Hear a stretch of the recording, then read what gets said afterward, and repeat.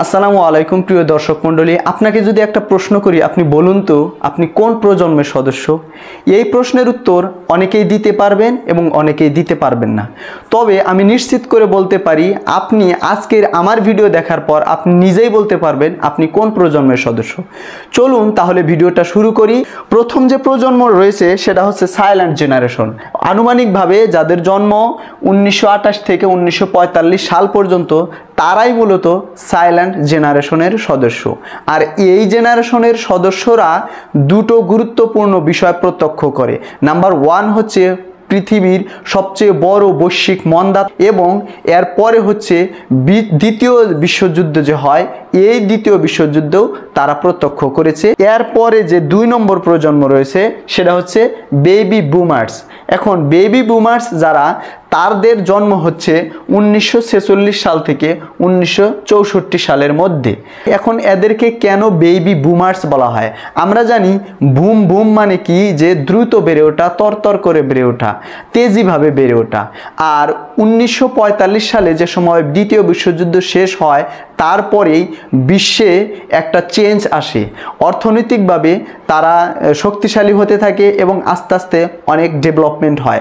আর এই কারণেই এই প্রজন্মের সদস্যদেরকে বলা হয় কি, বেবি বুমার্স। এরপরে 3 নম্বর যে প্রজন্ম রয়েছে, অর্থাৎ থার্ড জেনারেশন যেটা, সেটা হচ্ছে কি জেনারেশন এক্স। আর এই প্রজন্মের যারা সদস্য, তাদের জন্ম মূলত 1965 থেকে 1980 সাল পর্যন্ত। আর জেনারেশন এক্স যারা সদস্য, তাদের একটা বিশেষ বৈশিষ্ট্য হচ্ছে তাদের জন্মগ্রহণের পর একটু বড় হওয়ার পরই তারা কম্পিউটারের দেখা পেয়ে থাকে। এরপরে আমরা যাব যে জেনারেশন এক্সের পরে কি আসবে, জেনারেশন ওয়াই। এখন আর এই প্রজন্মের সদস্যদের মিলেনিয়ালসও বলা হয়। আর এদের জন্ম মূলত 1981 থেকে 1996 সাল পর্যন্ত। আর স্বভাবতই আমি হচ্ছি এই প্রজন্মের সদস্য, কারণ আমার জন্ম 1989 সালে হয়। আর এই প্রজন্মের সদস্যরা কি, যে মোটামুটিভাবে কিছু ডিজিটাল প্রযুক্তির ছোঁয়া পেতে থাকে। এর পরে যে জেনারেশনটা রয়েছে ওয়াইয়ের পরে, আমরা জানি ওয়াইয়ের পরে আসবে কি জেড। আর এইটার প্রোনাউন্সিয়েশনও অবশ্যই জি অথবা জেড। আমেরিকান ইংলিশে এটাকে বলা হয়, এইটাকে বলা হয় কি জি, এবং আর ব্রিটিশ ইংলিশে এটাকে বলা হয় জেড। আর এই কারণে বর্তমানে বাংলাদেশে যে একটা প্রজন্ম প্রতিনিধিত্ব করতেছে, আর এই প্রজন্মের সদস্যকে সংক্ষিপ্ত আকারে বলা হয় জেন জি, অর্থাৎ জেনারেশন অফ জুমার্স। এর পরের যে প্রজন্ম রয়েছে, এই প্রজন্মটা হচ্ছে জেটের পরে আসতেছে কি জেনারেশন অফ এ, অথবা জেনারেশন এ, অথবা এটার আরেকটা নাম হচ্ছে আলফা জেনারেশন। আর এই প্রজন্মের সদস্যদের জন্ম মূলত 2013 থেকে বর্তমান পর্যন্ত, তার মানে এই প্রজন্ম এখনো চলছে। অর্থাৎ 2013 সালের পরে যারা জন্মগ্রহণ করতেছে তারা কিন্তু আলফা জেনারেশনের সদস্য।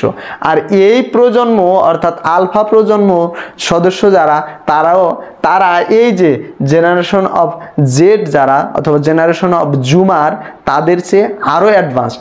তারা মানে জন্মের পরপরই স্মার্টফোন, ডিজিটাল যত ডিভাইস আছে, এই সকল ডিজিটাল ডিভাইসের স্পর্শ পেয়েছে। আর এখন অবশ্যই আপনি বুঝতে পেরেছেন যে আপনি কোন প্রজন্মের সদস্য। আর আপনি এখন জানার পর এই ভিডিওর কমেন্ট বক্সে জানিয়ে দেন আপনি কোন প্রজন্মের সদস্য।